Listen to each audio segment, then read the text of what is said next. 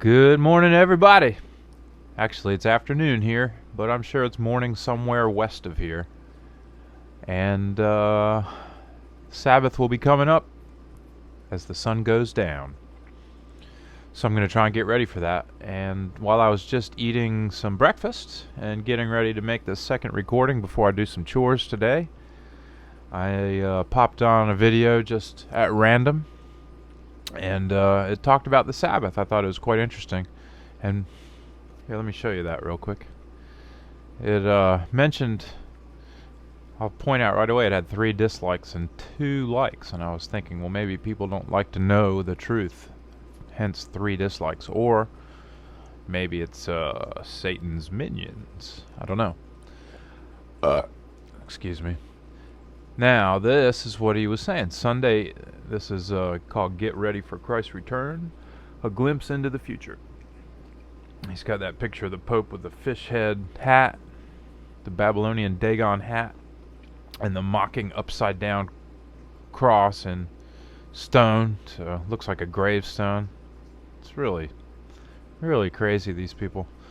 And it says from the Catholic Record of London, Ontario, September 1st, 1923, Sunday is our mark of authority. The church is above the Bible. I mean, how blasphemous is that?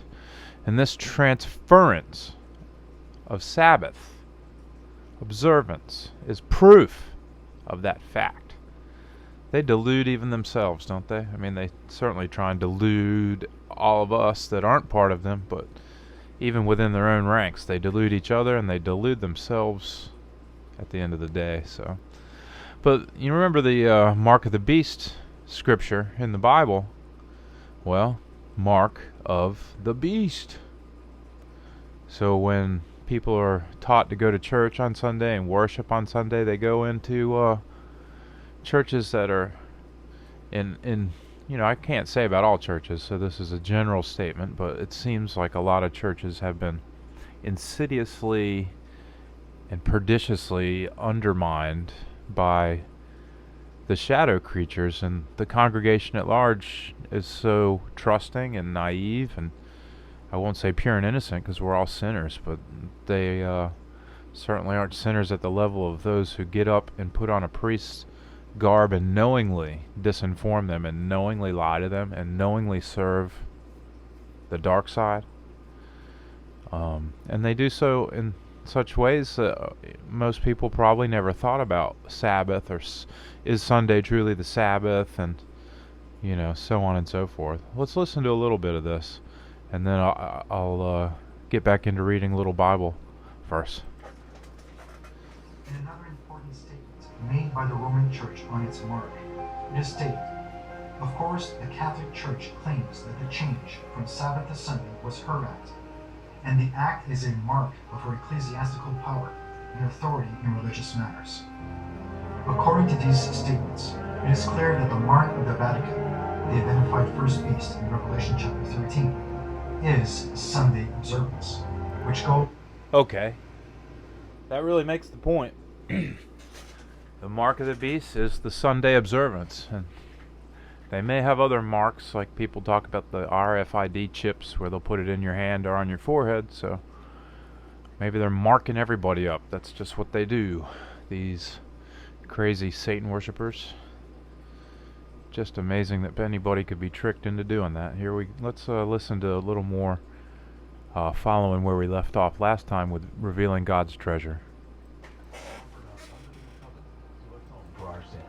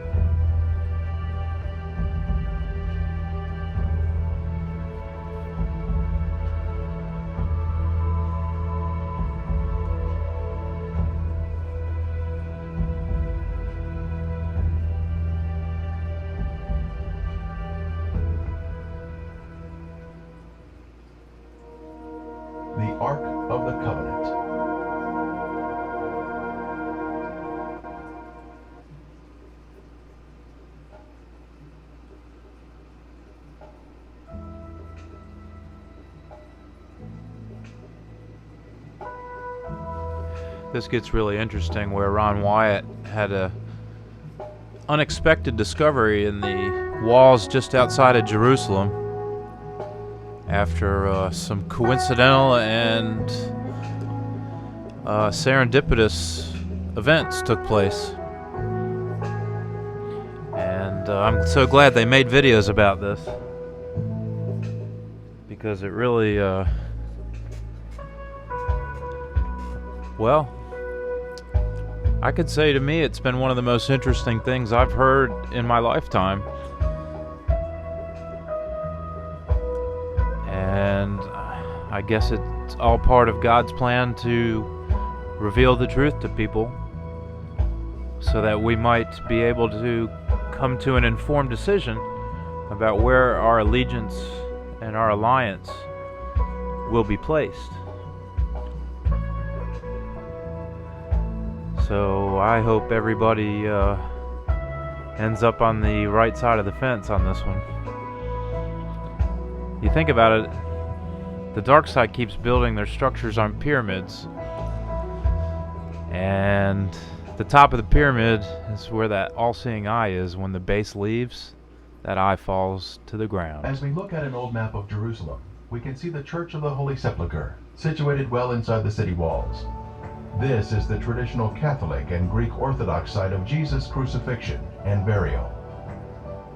The site for the church was chosen in the 4th century by the Roman Emperor Constantine's self-proclaimed psychic mother, Helena, who was attracted to the site because the Temple of Venus was at this location. Yeah, Helena, self-proclaimed psychic, and she chose this because she liked Venus, so doesn't sound very Christian to me. Doesn't really meet with the historical accounts either of how things worked. And Ron Wyatt will talk more about that if you give him a listen. So let's read a little bit more about John Wycliffe, and then read a little bit from Exodus chapter 6. And from there, sign off for now and get some chores done before the Sabbath starts. Let's read about Mr. Wycliffe, his teachings. It is really quite amazing how clearly John Wycliffe saw the truth almost 200 years before the Reformation. One great advantage which he had was access to a Bible in Oxford, which, more and more with the passing of the years, attracted his attention and study. That seems to be happening to me right now. Another great advantage was 2 excellent teachers in his early years of study. One of these teachers was a man by the name of Grosseteste. I have no idea if I pronounced that correctly.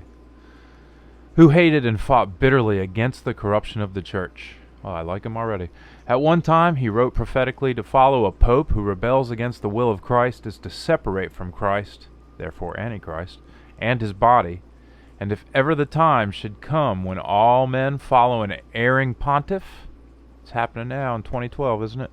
Then we're not all following him. Then will be the great apostasy, and Rome will be the cause of an unprecedented schism. Well, they've always wanted to do that, and they've done it many times. When the powerful Pope Innocent ordered Grosseteste to make his infant nephew a canon of Lincoln Cathedral, Grosseteste flatly refused, with words which ring today in every church. After the sin of Lucifer, there is none more opposed to the gospel than that which ruins souls by giving them a faithless minister. Bad pastors are the cause of unbelief, heresy, and disorder. I can say for a fact that when I left the church, it was because I saw the hypocrisy and the deceit, and even in one case a Catholic minister who kind of liked me a little too much, if you know what I mean. But I shut that down. I was at least capable of understanding where he was going, and that didn't happen. Alright, sorry for those that did, though, man. Those guys, they sure got some answering to God to do, don't they? Let's read the next couple paragraphs, if I can. Another excellent teacher which Wycliffe was given was Thomas Bradwardine, who, because of his brilliance, was called Dr. Profundus. Profundus, and the phone rings. And I gotta take that. Alright, we'll get back to it next time. See you there.